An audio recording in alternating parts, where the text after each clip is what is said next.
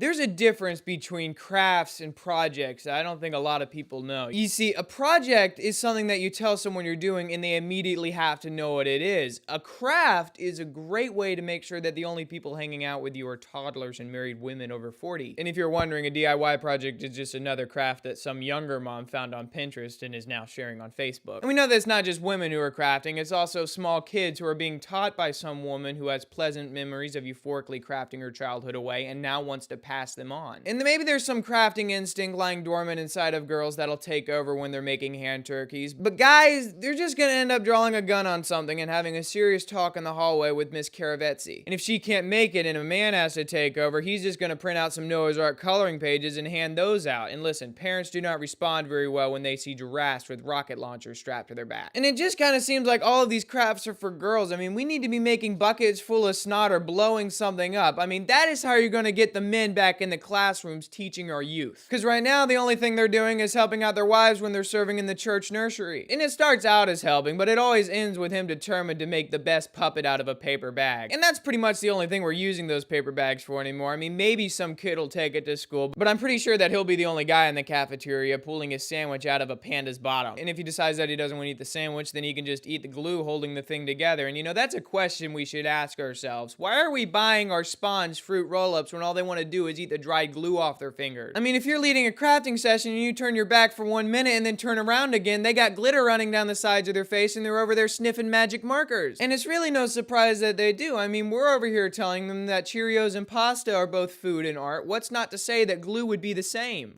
Turn around again, they got glitter running down the sides of their face and they're sniffing maggot markers. Not maggot markers. Different brand, much less popular. Share the video. Is that funny? I thought it might be, but you know, I wasn't sure.